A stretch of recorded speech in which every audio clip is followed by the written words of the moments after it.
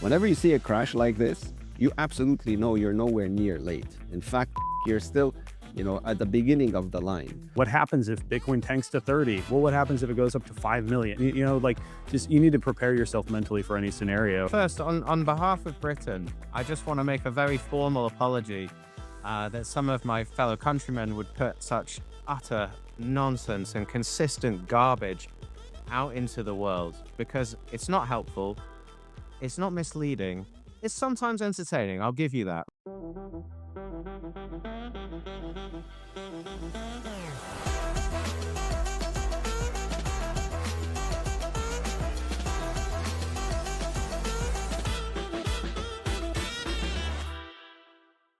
Hey everyone, welcome to another episode of Bitcoin Banter. I have Rick and Tony with me. Gents, let's jump right into the news. Markets are in turmoil. Analysts say over $9 trillion in global stock market value has been wiped out in the last 2 days. I think this was a day or two ago, maybe, but a lot of value gone, drawing comparisons to the '08 financial crisis.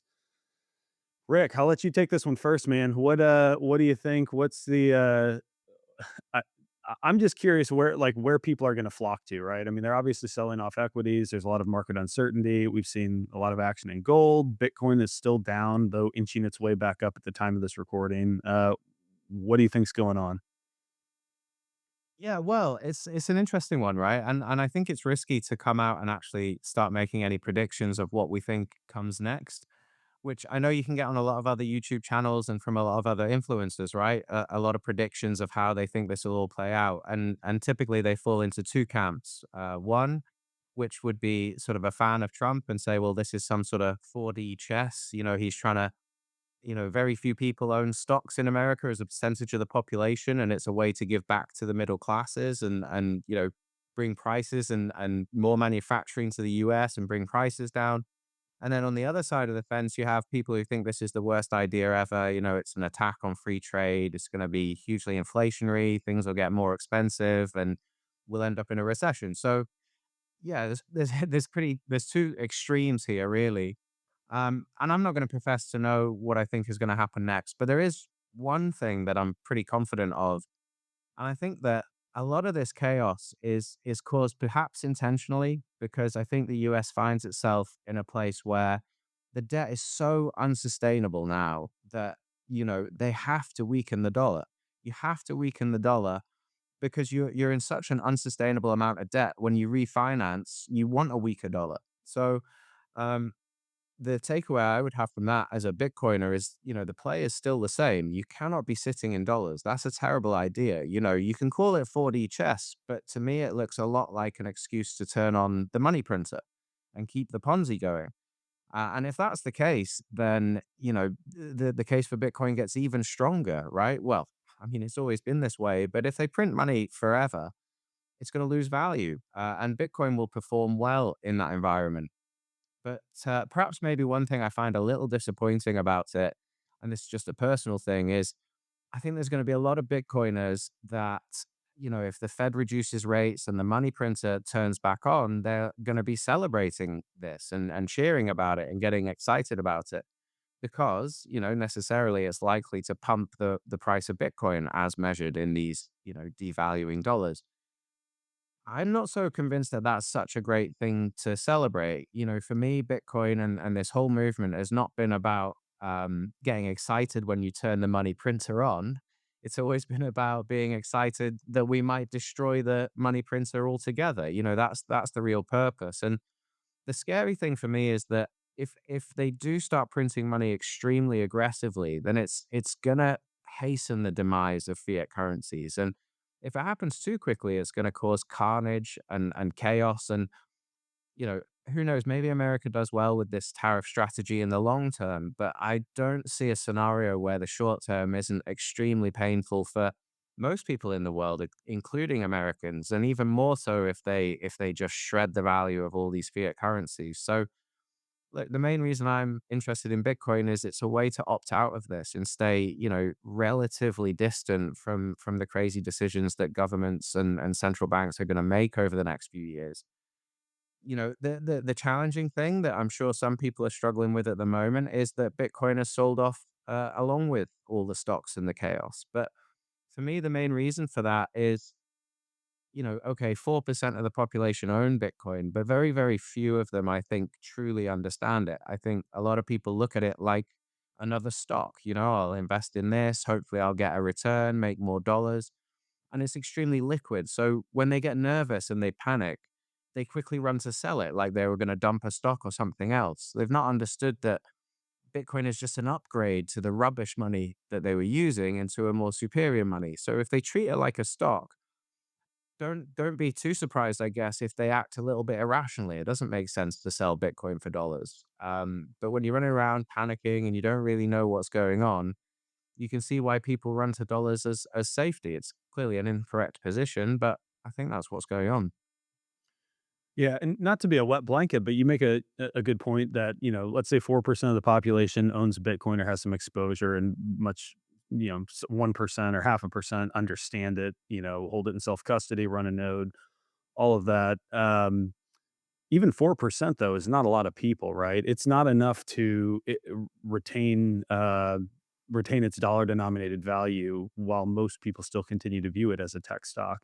And, I was talking with a friend of mine last night who's a hardcore Bitcoiner, um, is, far enough along in his life. I think he probably has a stack he's comfortable with, and so he's trying to think about preserving purchasing power over a shorter period of time. And, he was dumping some of his MicroStrategy from a retirement account he has, and he's gonna buy gold. And his logic was, because so few people understand Bitcoin right now, even though Bitcoin is obviously the better long-term store of value, we're going to win, all of that good stuff. Right now, what people do understand as a store of value continues to be gold on a broad scale. And so I think people just need to, he might be right, he might be wrong. That's not really the point. I'm not making a prediction, though I probably tend to think that makes sense. What people need to be prepared for is anything. And we're going to talk in just a moment about some of the people who are peddling, numbers with vague timelines and all these things.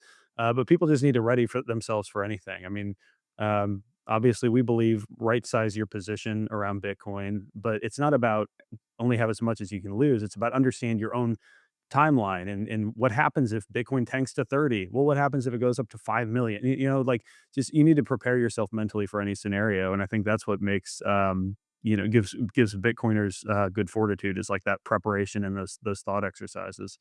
Tony, what's your thought on on the markets? I'm laughing at all the people who have to eat their words about the decoupling, that were posted just 48 hours ago. What happened to all these? Where's the decoupling? It's the recoupling now, right? The issue is that whenever you see this chaotic reaction in the market, it answers the fundamental question that many people ask themselves: Am I late to Bitcoin?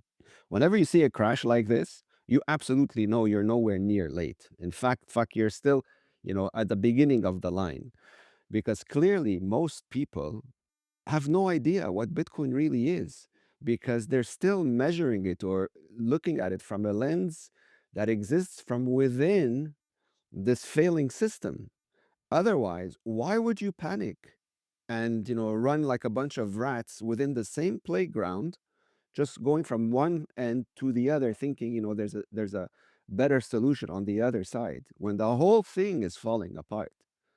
So for me, it's a bit disappointing to see so many people fail, on that basis alone.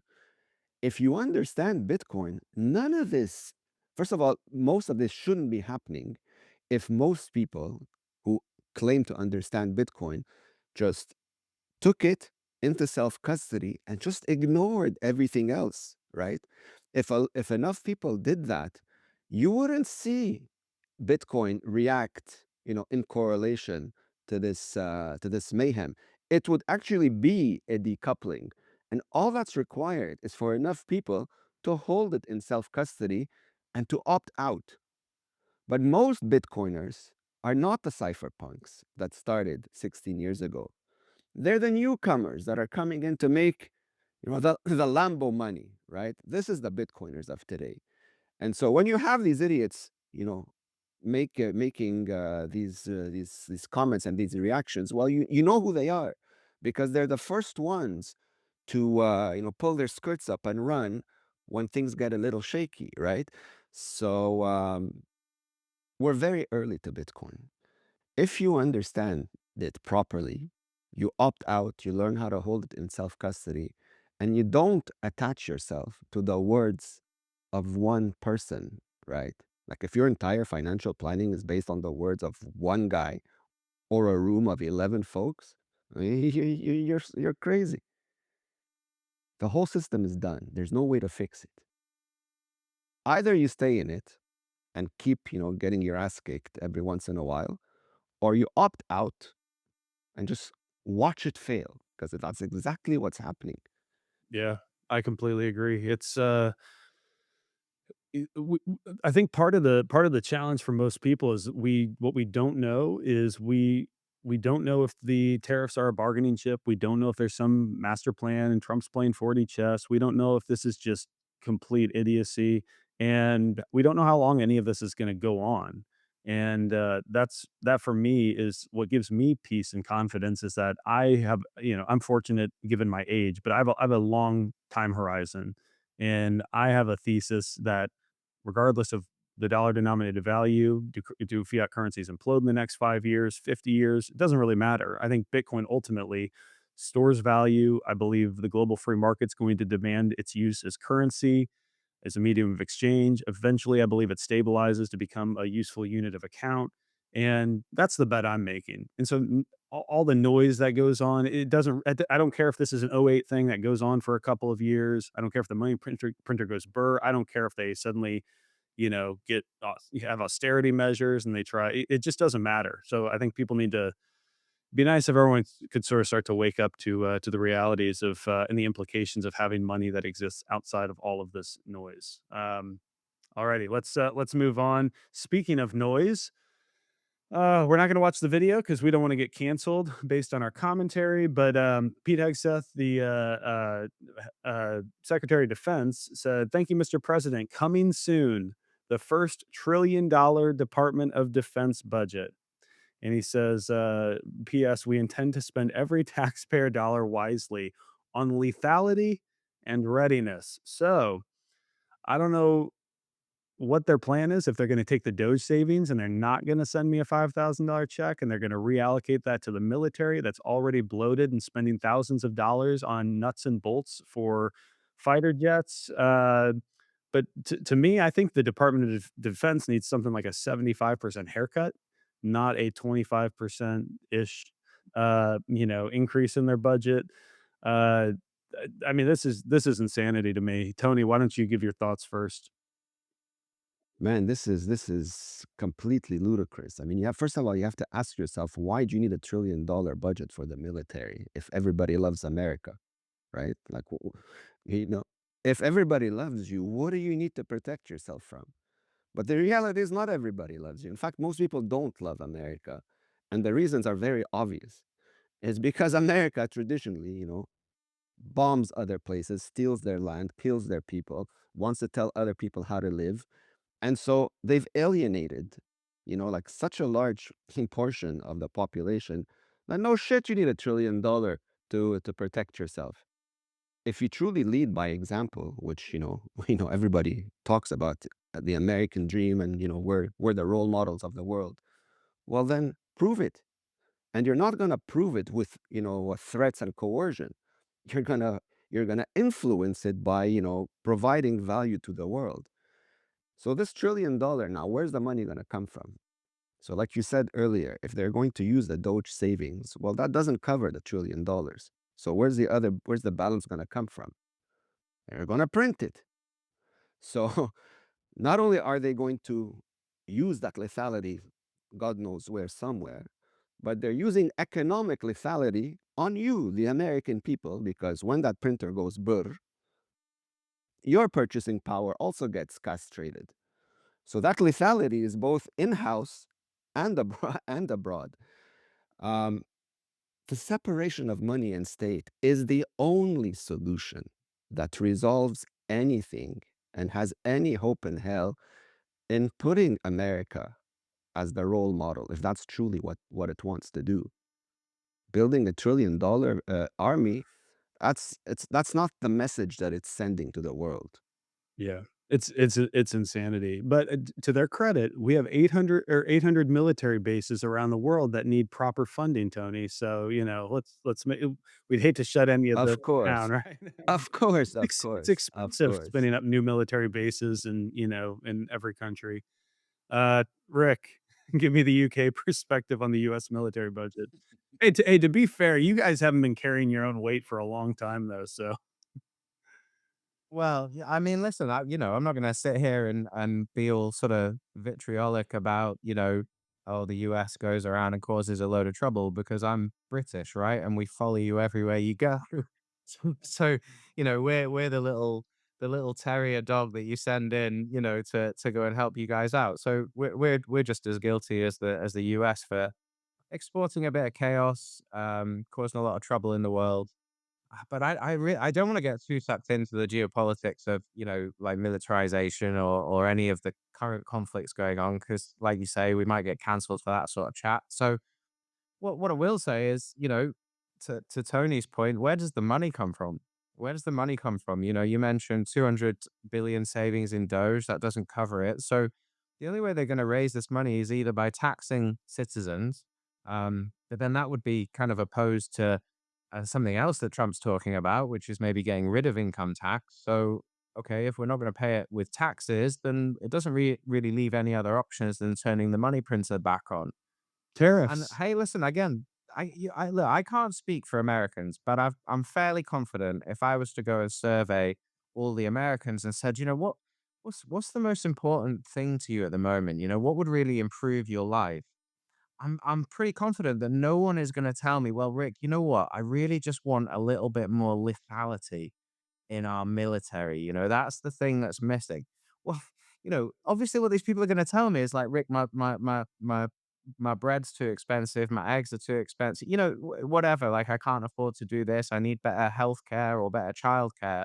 I don't think anyone's sitting around thinking, "Well, you know what? We might get invaded tomorrow because no one's coming to invade the US. That's crazy. There's hundreds of millions of guns there, you'd have to be out of your mind. So yeah, it's hard to say, but I think, if we link it back to what we were saying in the previous topic, it's we need excuses to print money. The EU is doing exactly the same thing, right? So the US, we're going to spend 1 trillion on rearming and growing the military. The EU, these lunatics are saying, "Oh, by the way, you see your pension funds? Yeah, we're just going to borrow that for a minute and buy some guns with it, right?" So, I'm really sorry you're not going to have much of a pension, but we did kill all these kids, so I don't know, maybe that's good.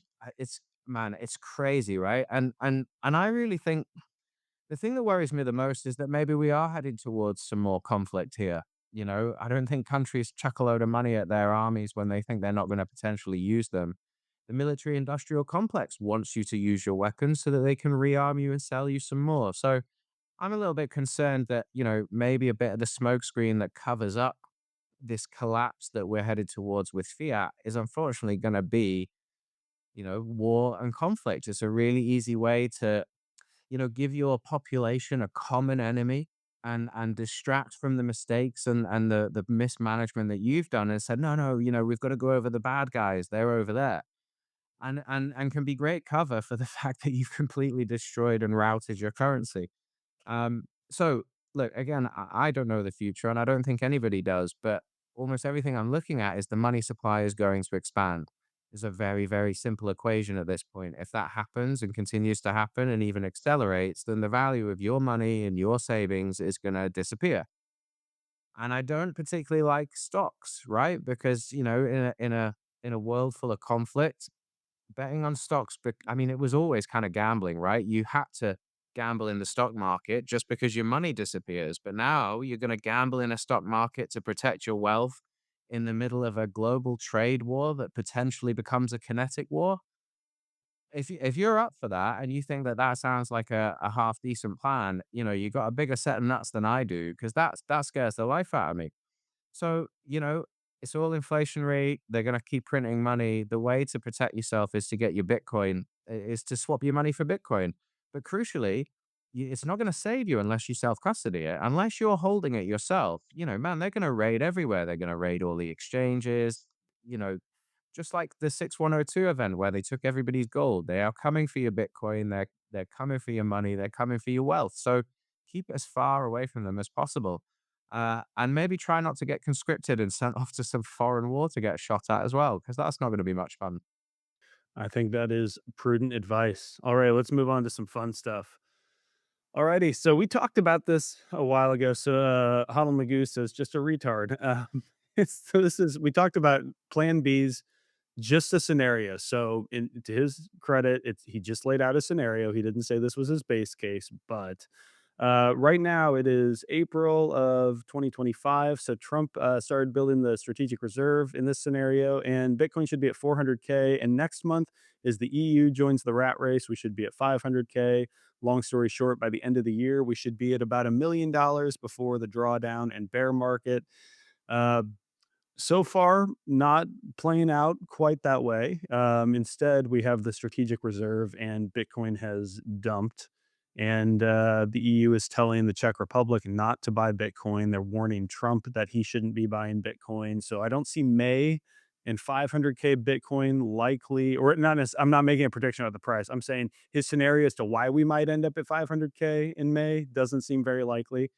Um, Tony, what's your I why don't you just lay out your thoughts on people coming up with these scenarios, presenting them to the public, the impact that it probably has on people who think that they're gonna make some smart trade based on this sort of nonsense? The reason Bitcoin isn't where we want it to be is because of idiots like these people who, fuel engagement based on hopium. And a lot of the new people that come into this space, that's the first thing they go and they get, horny on. 500,000, 600,000, 10 million. They hear that, and no wonder nobody understands anything, and they get tracked and make irrational decisions whenever something slightly goes off track. I mean, do you blame them? The type of um, garbage news that's being put out, in hordes these days is appalling. Like, where's the real news? Where's the cypherpunk signals that form the foundation of understanding Bitcoin? That's what needs to flood the social media streams, not some dork, playing, putting his finger on a crystal ball and just throwing a number, hoping he's going to get 10,000 likes and 20,000 followers. Whenever people start talking like this, I automatically block them because I know they're a complete waste of time. And the issue is that you have to put out that fire because people still stay really stuck in that fiat world. Oh, I'm into Bitcoin. It's the best thing since sliced bread because I'm gonna sell it at 750,000. No, you're not. If that's your plan, that means you understand nothing. And you're likely going to sell everything way before 750 because something's gonna go off. You're gonna jump and you're gonna panic sell and end up with a big fat zero. So ignore all of that monkey business. All of it is complete rubbish. It's like the equivalent of watching or reading the National Enquirer for real news, right? Like who makes financial decisions based on this trash? Bitcoin in self custody. It's the separation of money and state. It's really three simple steps. You understand that fiat is failing. You opt out with Bitcoin, and you learn how to hold it yourself. Kindergarten easy, 3 steps. That's all. And you can ignore everything else that's going on in the world if you master these 3 steps. And you'll be sleeping well at night, no matter what. Yes. Now I probably should warn you, Tony. I tweeted out yesterday, a couple days ago. I said that I finally hit 1,000 followers on Twitter. Doesn't sound like a big deal, but that means 1,000. I don't have 20 people in my personal life who are, actively listening to me. So to me, this feels like a big deal. And I said, it doesn't feel like enough, though. I'm considering joining the trend of making outlandish Bitcoin price predictions, simping for government, and saying breaking before sharing non breaking news. So, if people do want to continue getting this sort of content, go follow me. It's at the other M Jordan. I'll be making price predictions soon. I just need to run some models and see where they land. Rick, what's your your take, and we're gonna jump into a fun video that you're gonna have more to comment on. I'll tell you what, let's play the next clown's video first, and I'll talk about the whole mess of all of this stuff. Okay, here it is. I think we are entering a period where there's going to be a capital saturation moment, just like Tesla had in 2019, when everyone just decides that they need to own some of this asset. And then all of the $900 trillion of capital is going to pursue it on some level. I think Plan B with his $475,000 target for this cycle could be right. All the people that are saying it's only going to get to 200,000 this cycle could be right. But over 10 years, I think we're way above $1 million. So what BlackRock needs is they need Bitcoin going to $1 million, which, by the way, Larry Fink being on an interview saying Bitcoin could go to $700,000 a coin is unreal. 600,000, 700,000 for Bitcoin?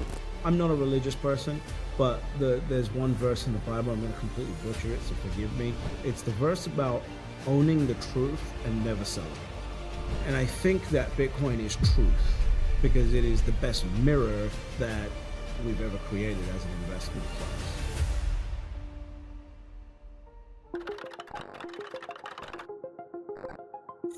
What is real? How do you define real? You can't jump into cash. Cash is trash. What do? You get out. Wow. Alrighty. The next Hollywood star has just spoken. Alrighty. The dramatic music, the big numbers on the screen, right? It feels like an episode of Jaws, It must right? it must be right for him to put that much time, for them to produce it so well and effectively. I can't see how he could go wrong. Although part of the challenge here is that he didn't make a real he said it could be 475, it could be 200 in the next 10 years. It's probably going to be above a million, which seems, sort of obvious to me, best I can tell. But Rick, I think you probably have more to comment on with this video than even Tony or I.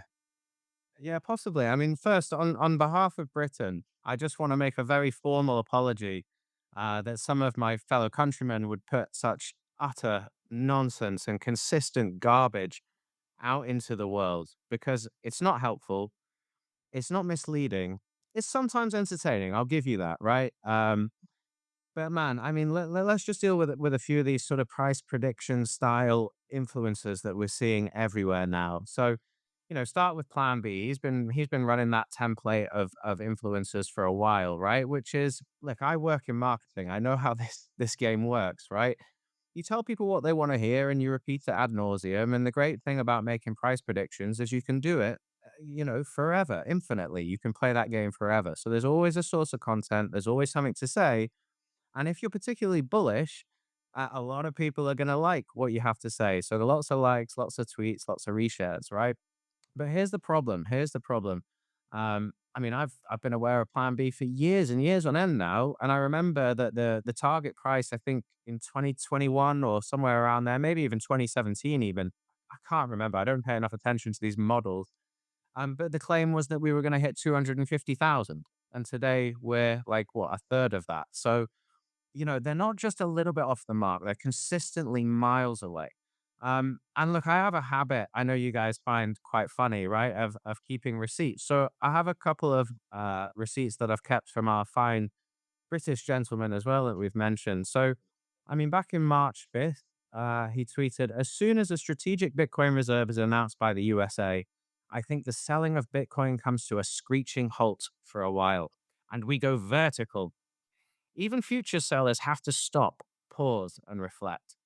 I think that's why retail, not leverage, has been hunted and flushed out the last 2 weeks. So that was on March 5th. The price did not go vertical. I mean, I'm going to give some props to British hodlers. That's pretty tasty marketing, right? Like, it's pretty evocative. You see the way I read it, right? Like, it's like, oh, yeah, hell yeah, we're going to make a load of money. Okay, so that's just one receipt. Let's go and take a look at another. So a couple days later, he posted, "This is a classic moment of buy the rumor, sell the news with Bitcoin, much higher by next week." And of course, it dumped next week, right? But here's the problem. And then the video we just watched, right? Like now, let's think about this.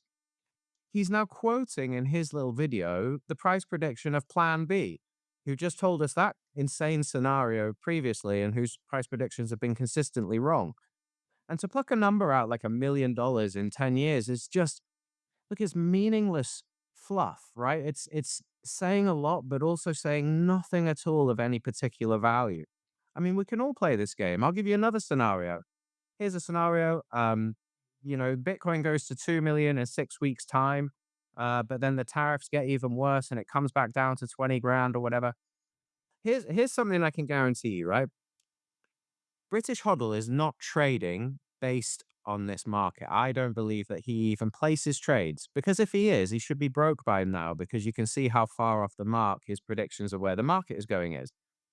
What these people do, the way they make money is they make money through YouTube subscriptions and through monetization on platforms. The only thing they're farming is your engagement.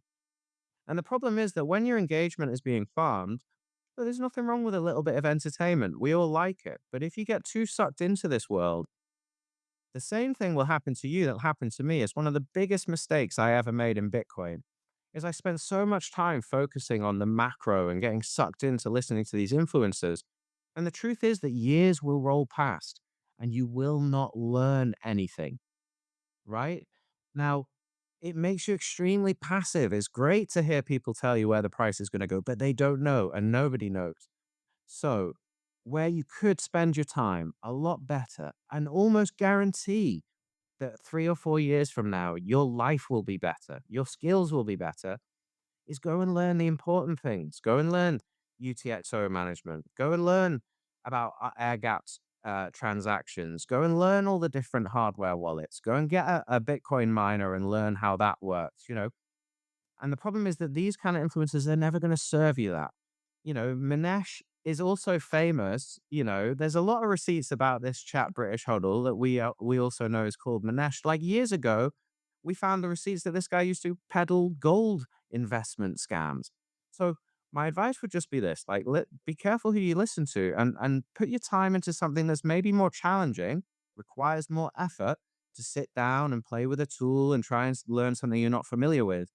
You know what's amazing is when you do that, the feeling of like accomplishment, when you finally get your privacy phone to work, or you finally get your node set up and everything connects and it works the way you expect it to, you will walk a bit straighter, you'll feel confident, and you'll actually be on your path to self-sovereignty and financial freedom.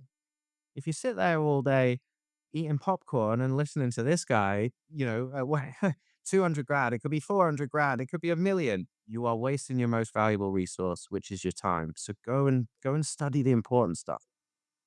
Proof of work, baby. Tony, what do you think? Man, I don't even know where to start with this. If you're listening to any macro or micro about Bitcoin, in my honest opinion, none of it matters, because all of that conversation ties Bitcoin to the fiat world. Bitcoin has nothing to do with the fiat world. There's no point of comparison. We've never had something like this before. The only thing you really need to understand about Bitcoin is that it's incorruptible, right? Permissionless, trustless. No government can stop it. No bank can shut down your account. No one can sanction you from it. No one can stop you from using it. It's peer to peer. That's all you have to know. And it is already winning because its adoption is growing. So at some point, it's going to become the world reserve currency.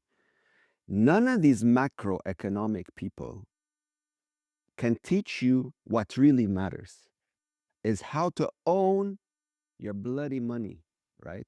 Because that's what Bitcoin is. The revolution about Bitcoin isn't macro or micro and predictions. It's about self-custody, owning money that no one can take away from you or prevent you from using. It's not about predictions. It's not about trading it. It's not putting it in an ETF. It's not about involving an institution in the custodying of your fund. All of these bad habits are fiat minds that have still learned nothing. That is step one. You have to break away from that mold, put it in the past. It's dead. It's all lies. It's all garbage. The future is personal responsibility and proof of work. You upgrade your money from worthless toilet paper to sound money. Once you do that, you learn how to hold it yourself and how to transact sending and receiving. It's not rocket science. It's just a bunch of new steps. That's all that matters. And once you understand this, one, your blood pressure is going to stay, very calm. None of what's going on in the world will affect you mentally. In fact, it'll be more for entertainment purposes. This is why those that are sitting on the sidelines watching the world fall apart don't really react much because it's inevitable. You have a system, a Ponzi that's finished. The expiry date is here. We're watching it fall apart. You're trying to patch a hose. That's what the games our politicians are playing. It's not going to work. So if you remain in that system trying to listen to some video or someone who's going to tell you the words that you're looking to hear to make you feel better about your bad decisions, you're going to end up broke. It's very simple. The only solution is to opt out, in my opinion. So, like you said, Rick, man, all of these people, they understand absolutely nothing. In fact, they're like very bad for Bitcoin because they bring the wrong knowledge, the wrong info, and the wrong attention to something that is truly revolutionary.